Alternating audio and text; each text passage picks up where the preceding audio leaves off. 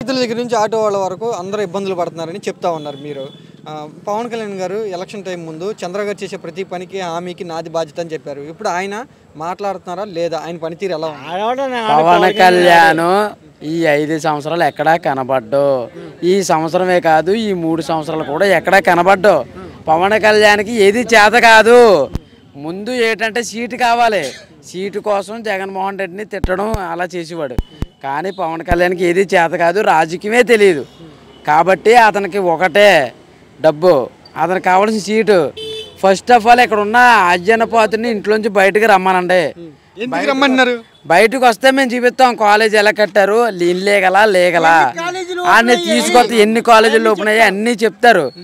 మొగుడు వస్తున్నాడు ఇక్కడికి, అజ్జనపాతుని మొగుడు వస్తున్నాడు కాబట్టి పిల్లం ఇంట్లో కూర్చుంది. అది రొంకుది, అది రొంకుది. ఉన్నది మాట్లాడలే. ఏది కూడా అజ్జనపాతులకు ఇప్పుడు ఇదే సవాలు. రమ్మనండి కాలేజ్ దగ్గరికి. అక్కడ వస్తున్నాడు, వస్తున్నాడు, రాడు. నర్సీపట్నం ఇలా దాటి మరి వస్తే ఇప్పుడు లేకుండా చేస్తారు. ఎందుకు అంటే ఇక్కడ ఇల్లీగల్గా కట్టలేదు, ఎవరును లీగల్గా కట్టారు. అన్నీ కూడా చూపిస్తారు. రమ్మనండి అయినపోతుంది. అడిగారు కదా చూపించమని, చూపించకపోతే రాకపోవడం ఏంటి? అతని ఆహ్వానం మేరకే జగన్మోహన్ రెడ్డి ఇక్కడికి వస్తున్నారు. అతను ఆహ్వానించారు కాలేజు, అతను వస్తున్నారు. అతను రమ్మనండి చూపిస్తారు.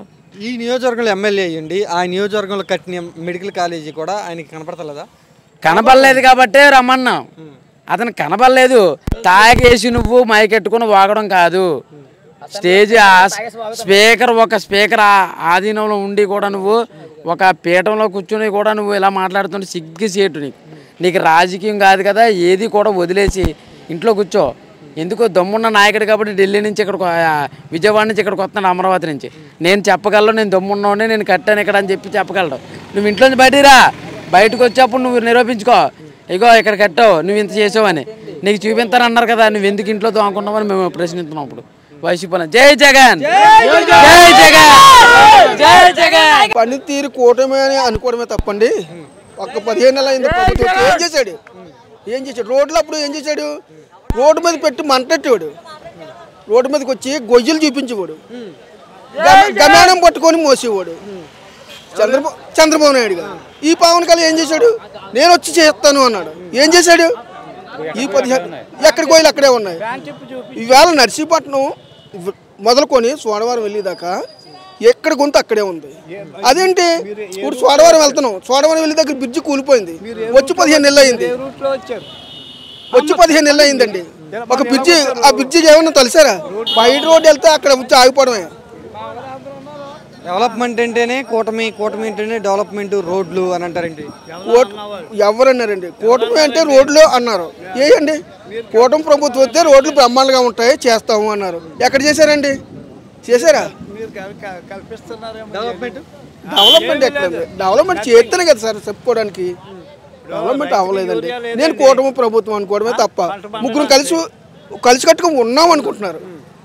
కానీ ముగ్గురు కలిసి ఒక్కడి దగ్గర ఎందుకు పనికొస్తున్నారు? ఒక్కటి చేయమని, విడివిడిగా చేయమని జగన్ తోటి చేయగలరా? రేపు పవన్ కళ్యాణ్ కానీ, లోకేష్ కానీ, మరి మన మోడీ గారు కానీ చేయగలరా?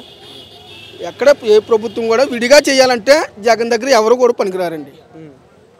ఇవాళ ఉత్తరాంధ్రలో పవన్ కళ్యాణ్ నేను పోటుగానే అంటున్నాడు, వైజాగ్లో చేస్తాను అంటున్నాడు. మొన్న ఎప్పుడో వచ్చి వైజాగ్ ప్రభుత్వం వచ్చిన వెంటనే పెట్టాడు. నీకు ఉంటుంది పండుగ అయినాడు. ఏం చేస్తావు నువ్వు? ఇల్లు అనుకుంటావు, పాప 4 బూర్లు అనుకుంటావు, తింటావు, నువ్వు ఇంకో పక్కడి కడతావు. మరుసటి రోజు అది లేదండి. ఇప్పుడు ఇంకా ఈవేళ ప్రజలు వేడెక్కిపోయి ఉన్నారండి. ఎలసరి ఎప్పుడు వస్తుంది, ఎప్పుడు బుద్ధి చెప్తాము, కూటమికి ఎప్పుడు బుద్ధి చెప్తామని చెప్పి వాళ్ళు చూస్తుండ్రండి.